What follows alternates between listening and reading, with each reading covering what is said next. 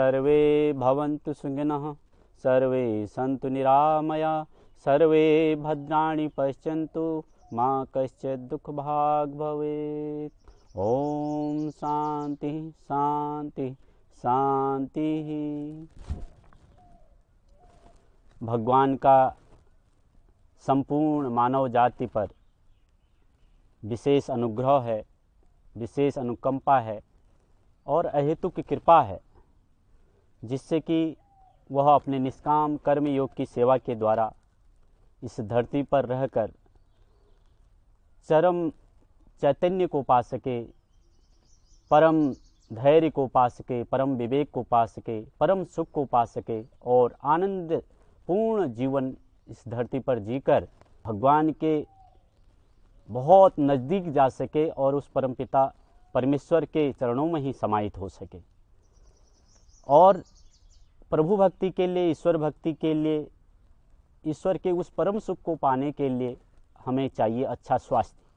और स्वास्थ्य की जब विवेचना एक आम जनमानस करता है तो वह सोचता है कि जो भौतिक हमारा शरीर है, इसके अलग अलग जो अवयव हैं, इसके अंग हैं, इनको अगर हम स्वस्थ रख सकें, इनको पीड़ा से दूर रख सकें, तो यह ही अंतिम स्वास्थ्य है। और अलग अलग बीमारियों से बच जाऊंगा तो मैं चरम स्वास्थ्य को पा लूँगा और सब कुछ मैंने स्वास्थ्य के संदर्भ में पा लिया। लेकिन जो हमारे महापुरुषों ने वैदिक शास्त्रों में वर्णन किया है, वेदों का जो मूल सार है, स्वास्थ्य के बारे में अलग अलग जो भौतिक स्वास्थ्य है उसको केवल एक चरण माना है। स्वास्थ्य के संदर्भ में ऋषियों की जब अगर वाणी की बात करें कुछ देर के लिए, तो महर्षि सुश्रुत ने जो शल्य चिकित्सा का शास्त्र दिया, सुश्रुत संहिता इस धरती पर दी, तो महर्षि सुश्रुत ने अपने सुश्रुत संहिता में लिखा है, सम दोष सम अग्निश्च सम धातु मलक्रिया प्रसन्न आत्मने इंद्रिय मना स्वस्थ इत्यभिधीयते। तो महर्षि सुश्रुत ने कहा कि जो स्वास्थ्य है उसकी बारे में अगर हम सोच रखते हैं, उसके बारे में सोचते हैं, तो तीनों दोष, अग्नि, 7 धातुएं, मल क्रिया, ये मनुष्य के सम होने चाहिए, समान होने चाहिए। और साथ ही साथ आत्मा, मन और इंद्रिय ये प्रसन्न होने चाहिए। ऐसा होने पर ही मनुष्य का अच्छा स्वास्थ्य कहलाएगा, अच्छा स्वास्थ्य कहा जाएगा। और इसके बिना ये जितने भी अभी वर्णन किए हैं महर्षि सुश्रुत ने, इसके बिना तो स्वास्थ्य अधूरा है।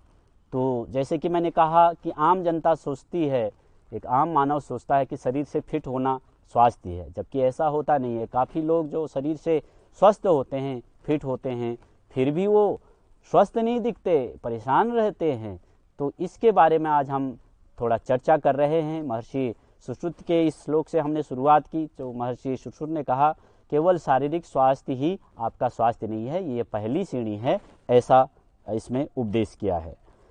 हमारे वैदिक शास्त्रों में जो वर्णन है, इसके साथ ही साथ स्वास्थ्य के बारे में 3 प्रकार के स्वास्थ्यों का वर्णन किया गया है।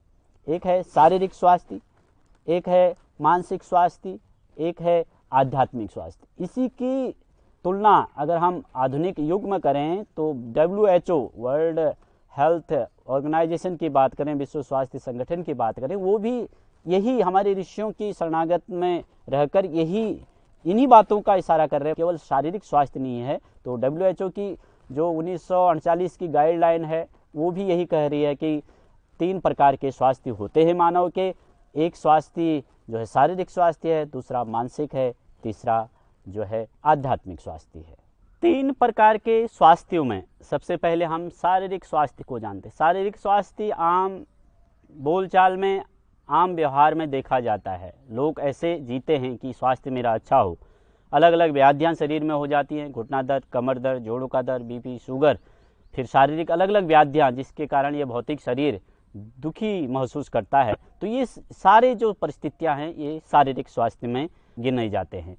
शारीरिक स्वास्थ्य अच्छा रहे तो जो हमारा वैदिक शास्त्र है, जो आयुर्वेद शास्त्र है, उसके अनुसार जो 3 प्रकार के दोष हैं, वात, कफ और पित्त, ये तीनों सम रहें।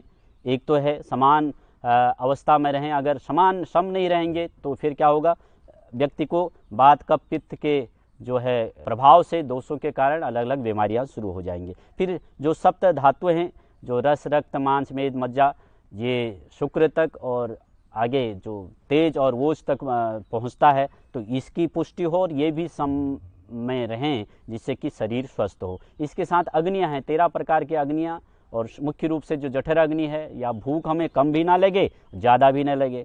ज़्यादा भूख लगी तो भी दिक्कत है और कम भूख लगी तो दिक्कत है। और लोगों को देखा जाता है जो जठर अग्नि का ही जो, क्योंकि उष्ण पैदा करने वाली है और भूख पैदा होती है जब, तो अगर व्यक्ति का शरीर ठीक नहीं है, स्वास्थ्य ठीक नहीं है, भूख ज़्यादा लगने लग जाती है, नहीं तो कम लगने लग जाती है, तब भी आदमी बीमार रहता है, फिर कम होने पर तब भी बीमार रहता है। दोनों परिस्थितियाँ बीमारी के कारण हैं, अलग अलग दुखों के कारण बन जाते हैं। फिर साथ ही साथ मल क्रिया के लिए कहा है, तो मल क्रिया, मल मूत्र विसर्जन, जितने प्रकार के शारीरिक मल हैं, जैसे नाक से, आँख से, कान से, आँखों से, शरीर की त्वचा से, फिर शरीर से पेशाब है और जो विष्ठा है, वो जो क्रियाएं हैं वो समान हों, उसके लिए विस्तृत शास्त्र है, आयुर्वेद के शास्त्र हैं।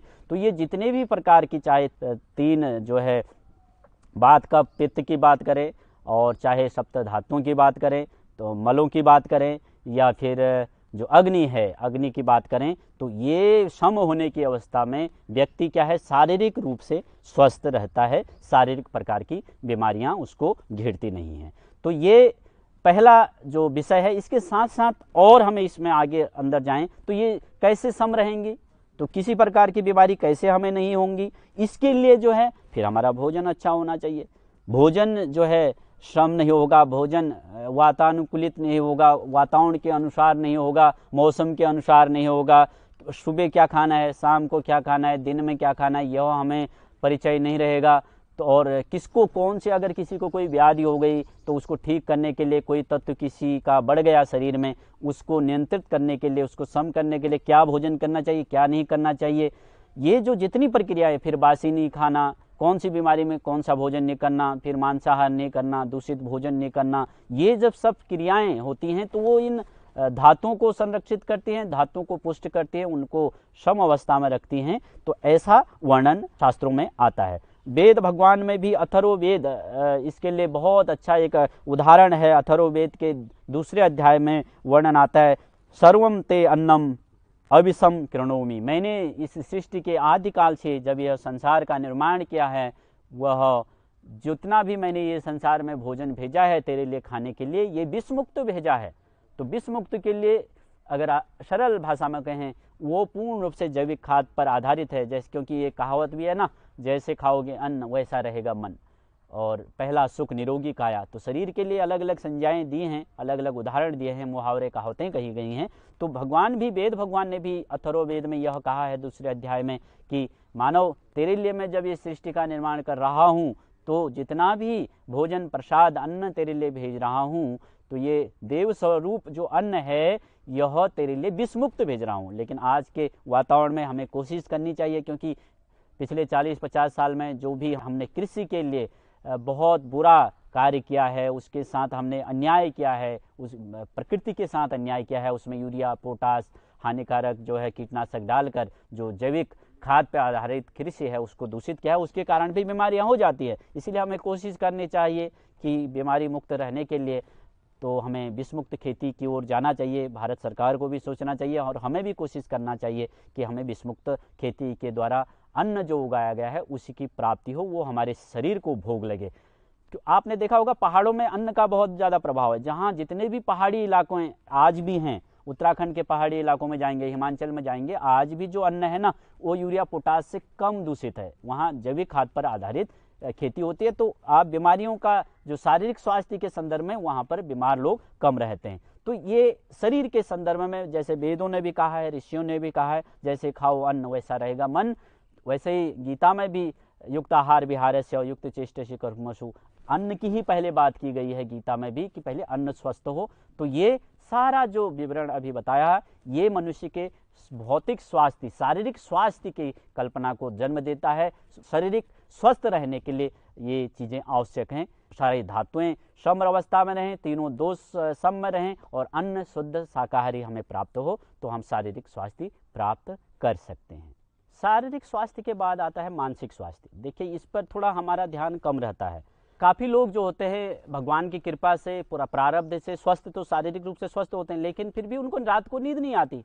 मैंने लोगों को स्वस्थ सब कुछ होते हुए, आर्थिक सामर्थ्य होने के बाद, शारीरिक स्वास्थ्य होने के बाद भी फांसी से मरते हुए देखा है, अग्नि में दाह करते हुए देखा है, या पानी में जल समाधि लेते हुए देखा है। ये दुख, ये है मानसिक जो स्वास्थ्य में विकार आ गया है, मानसिक रोग है। तो इससे भी जो मानसिक रोग हो जाते हैं, जो डिप्रेशन के शिकार हो जाते हैं चलते चलते, कुछ लोग तो अंदर अंधेरे में डिप्रेशन दिखते हैं, कुछ चलते चलते फिर डिप्रेशन के शिकार, उनके अंदर फिर उत्साह की कमी देखा जाता है, जीवन के प्रति हताशा, निराशा, फिर द्वंद्व में रहते हैं, क्या करूं क्या ना करूं, दुखों से भयभीत हो जाते हैं, अभयता उनके अंदर नहीं रहती है। तो ये जितने भी गुण हैं, ये मानसिक स्वास्थ्य के गड़बड़ होने के कारण हैं। मानसिक स्वास्थ्य और शारीरिक स्वास्थ्य एक दूसरे के पूरक हैं। जिसका मानसिक स्वास्थ्य ठीक नहीं है, उसके द्वारा फिर क्या होगा, शारीरिक स्वास्थ्य गड़बड़ा जाएगा, और शारीरिक स्वास्थ्य गड़बड़ा है तो मानसिक स्वास्थ्य गड़बड़ा जाएगा।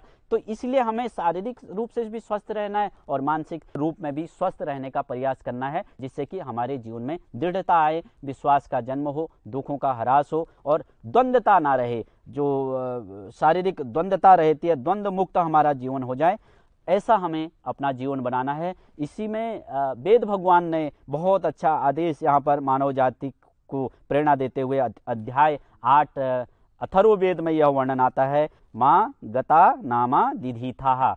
हे मनुष्य, तो पिछले मानसिक स्वास्थ्य अगर तुझे ठीक रखना है तो पिछले अतीत को भूल जा। जो बुरा दिन तेरा चला है अतीत में, उसको स्मरण मत कर। ये मानसिक स्वास्थ्य के लिए। शारीरिक स्वास्थ्य तो मैंने पहले बताया, अब मानसिक स्वास्थ्य के लिए वेद भगवान ने कहा कि पिछला जो तेरा अतीत में जो दुख, तूने कुछ गलत काम किए हैं, कुछ गलत व्यसनों में आप जकड़ गए थे, या गलत भोजन के कारण कोई ऐसी अनहोनी तेरे जीवन में घट गई, लेकिन आज जिस स्थिति में आप खड़े हो, इसके आगे के बारे में सोच, पिछले को विस्मृत कर दे, जिससे कि तेरा मानसिक स्वास्थ्य ठीक हो जाए। और मानसिक स्वास्थ्य ठीक होगा तो आपका शारीरिक स्वास्थ्य ठीक हो जाएगा। तो कितनी अच्छी बात यहाँ पर मानसिक स्वास्थ्य के बारे में महर्षि पतंजलि ने भी कहा, मैत्री करुणा मुदिता उपेक्षा नाम सुख दुख पुण्य पुण्य विषय नाम भावना चित्त प्रसादनम। तो ये महर्षि पतंजलि ने भी कहा, जो सुखी लोग हैं उनके प्रति मैत्री का भाव, दुखी जो लोग हैं आसपास आपको दुखी लोग देखते हैं उनके प्रति करुणा का भाव, और पुण्य आत्माएं जो भी अच्छा काम कर रहे हैं, विवेकवान होकर पुण्य धर्म का काम कर रहे हैं, लोगों को, गरीबों को सेवा कर रहे हैं, गाय की सेवा कर रहे हैं, ऋषि मुनियों की सेवा कर रहे हैं, भगवान की सेवा में लगे, उनके प्रति प्रसन्नता का भाव रखेगा।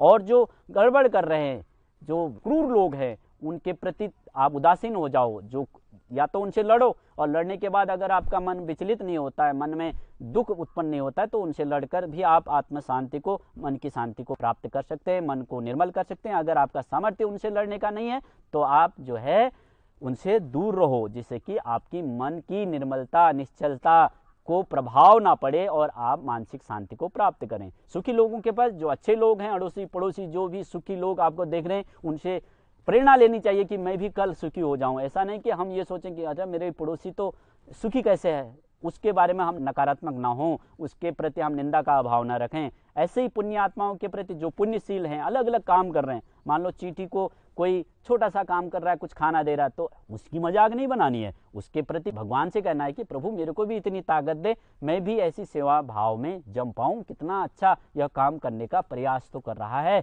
जो ये गुण है ना, तो ये जो है आपके मानसिक स्वास्थ्य के लिए बहुत महत्वपूर्ण है। मन की निश्चलता, मन की पवित्रता, मन को शुद्ध करने के ये रास्ते हमें बताए हैं। ऐसे ही दुखी लोग हैं, जो दुख में हैं, उनकी सेवा कर सके तो अच्छी बात है, और सेवा ना कर सकें कम से कम उनके प्रति करुणा का भाव रखें। प्रभु इसको जितने भी दुख हैं इसको हर देना, ये भी मेरी तरह स्वस्थ हो जाए, ऐसी भावना आएगी तो हमारा मानसिक स्वास्थ्य अच्छा स्वयं होने लगेगा। ये मानसिक स्वास्थ्य कहा गया है शास्त्रों में।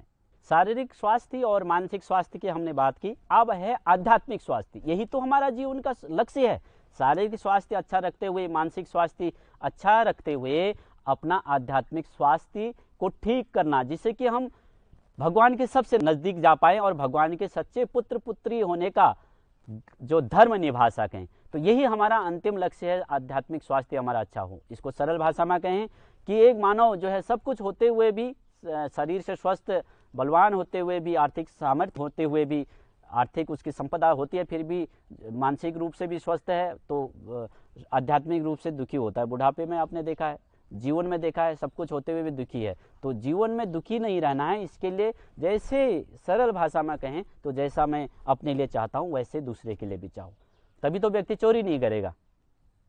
जब चोरी क्यों करता है? वो चाहता है उसकी चीज़ों पर मेरा अधिकार हो जाए। जिस पे मैंने प्रयत्नपूर्वक अभ्यास के अपने सामर्थ्य से काम नहीं किया, वैसा ही उसके लिए भी वह अनिवार्य है। जैसा मैं अपने लिए चाहता हूँ वैसे दूसरे के लिए चाहूँ। जैसे मैं एक पशु है, एक बकरी को कोई काटता है तो वो उसके प्रति भी वो दया का भाव आएगा। ये आध्यात्मिक स्वास्थ्य अगर अच्छा रहे तो मैं मरना नहीं चाहता हूँ, मेरे को कोई चोट नहीं पहुंचाए, तो इसलिए उस प्राणी को भी दुख हो रहा है, दर्द हो रहा है, तो उसको भी उसके आत्मा को क्लेशित करने वाला स्वभाव मेरा ना बने। ऐसा अगर बन गए तो हमारा आध्यात्मिक स्वास्थ्य अहिंसा में प्रतिष्ठित हो जाएगा, है ना, तो अस्तेय में प्रतिष्ठित हो जाएगा। ये भावनाएं जो यम हैं, नियम हैं, हमारे अष्टांग योग के रूप में हमारे जीवन में वो शुचिता आने लगेगी तो हमारा आध्यात्मिक स्वास्थ्य अच्छा होने लगेगा। गीता में बहुत अच्छा वर्णन भगवान ने कहा है ना, यो माम पश्यति सर्वत्रम सर्वम च मयि पश्यति तस्याहम प्रणश्यामि स च मे न प्रणश्यति।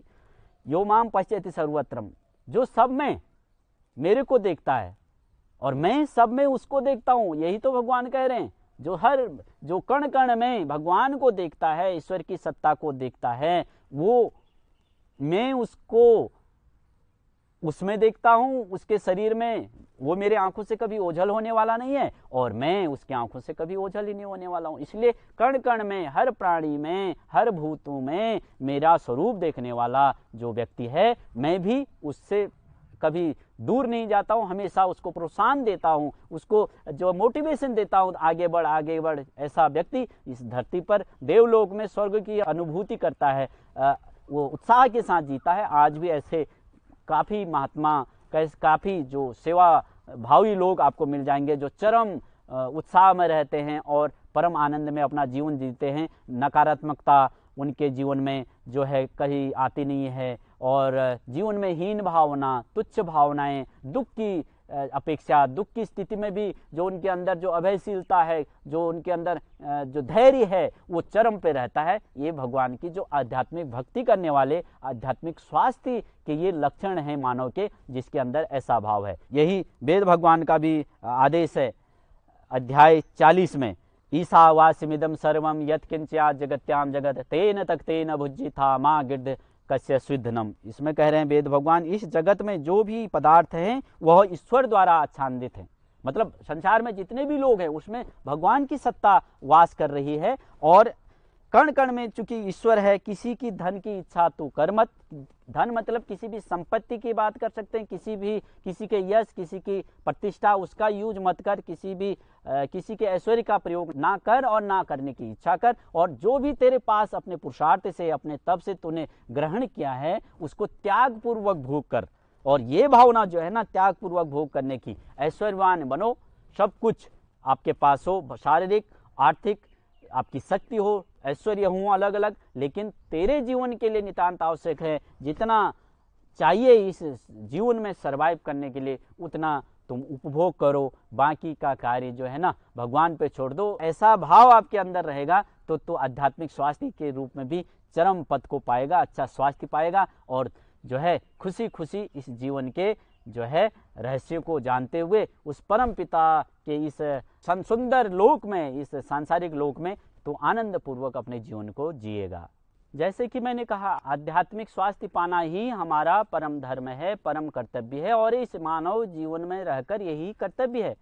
आध्यात्मिक स्वास्थ्य की जो भावना है, जैसे कि मैंने कहा पहले भी कि जैसे मैं स्वयं के लिए चाहता हूँ, ऐसे ही अपेक्षा मैं अन्य जनों के लिए, अन्य प्राणी जाति के लिए, अन्य भूत गणों के लिए वैसी भावना करूं जिससे कि मेरा आध्यात्मिक स्वास्थ्य अच्छा हो। आध्यात्मिक स्वास्थ्य अच्छा होगा तो हमारा पुण्याशय स्वतः ही बढ़ जाएगा। और यही तो भारत की परंपरा है, 84 करोड़ योनियों की परंपरा है। जो भारत में कहा जाता है भारतीय वैदिक सनातन संस्कृति में कि 84 करोड़ योनियों में मनुष्य के रूप में आपको श्रेष्ठ योनि के रूप में भगवान ने इस धरती पर भेजा है। काहे के लिए? भगवान के पास बुलाने के लिए, अच्छे कर्मों के द्वारा शुभ कर्मों के द्वारा, अभीष्ट महान कर्मों के सृजन के द्वारा भगवान के द्वार तक पहुंचने के लिए ही तेरे को इस धरती पर हे मानव भेजा है। इसलिए तू शारीरिक रूप से स्वस्थ हो जा, फिर मानसिक रूप से स्वस्थ हो जा, फिर आध्यात्मिक रूप से स्वस्थ होकर उस परम धाम की ओर बढ़, उस भगवान के उस परम सत्ता की ओर बढ़, उस स्वर्गलोक की ओर बढ़, उस मोक्ष का अधिकारी बन जा, तो मुक्ति का अधिकारी बन जा। ऐसी चेष्टा हमें जरूर करना चाहिए। और जिनका स्वास्थ्य अच्छा है ना, उसके लिए तो भगवान का एक ये जो है ना एक विशेष अनुग्रह है। अगर स्वास्थ्य किसी का अच्छा इस जीवन में मिल जाता है और मानसिक और शारीरिक स्वास्थ्य विशेषकर अच्छा मिल जाता है, तो उसके लिए तो भगवान को पाना बहुत अच्छा है, बहुत नज़दीक है, क्योंकि 2 सीढ़ियाँ उसने आगे बढ़ ली हैं। शारीरिक स्वास्थ्य अच्छा है, उस पर मेहनत करने की जरूरत नहीं पड़ रही है, मानसिक रूप से स्वस्थ है, तो आप वो साधना के द्वारा, योग प्राणायाम ध्यान आसन के द्वारा, अष्टांग योग की साधना के द्वारा, क्रिया योग की साधना के द्वारा, यम नियमों की साधना के द्वारा, अच्छे गुरु के सानिध्य में बैठकर गुरुजनों के सहयोग से, गुरु कृपा से आध्यात्मिक स्वास्थ्य आता है। बिना गुरु के आशीर्वाद से तभी तो सहयोग चाहिए ना आध्यात्मिक स्वास्थ्य पाने के लिए। तो आध्यात्मिक स्वास्थ्य कैसे मिलेगा? ये प्रेरणा शास्त्रों से मिलेगी। गीता उपनिषद दर्शनों का अध्ययन करेंगे। अच्छे जो वैदिक ऋषि हैं आज भी इस धरती पर जो वेदों की ऋचाओं का उद्घोष करके इस जीवन को आर्थिक और आध्यात्मिक दृष्टि दे रहे हैं, तो उनका अनुगामी बनकर हम अपना आध्यात्मिक स्वास्थ्य को उत्तम बना सकते हैं, महान बना सकते हैं। कहीं न कहीं तो सहारा चाहिए।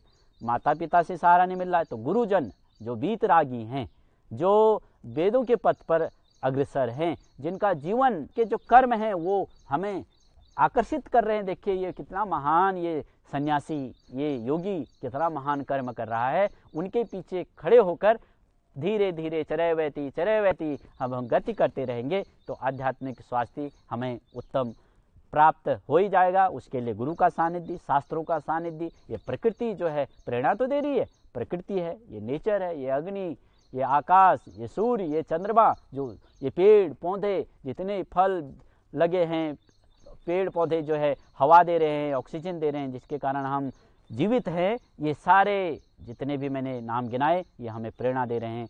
उठ जा उठ जा उठ जा। जैसे अग्नि की जो गर्मी है ऊपर को चलती है, अग्नि की लहरें लपटें ऊपर को उड़ती हैं, वैसे हमारा जीवन भी पुण्य के मार्ग पर, सेवा के मार्ग पर आगे बढ़कर खुशहाली से हम अपने जीवन को बिताएं, ऐसा शास्त्रों में वर्णन है। आज का विषय यहीं पर समाप्त करते हैं, फिर नए विषय के साथ आएंगे। ओम शांति शांति शांति। वैदिक चैनल पर प्रसारित होने वाले कार्यक्रमों के बारे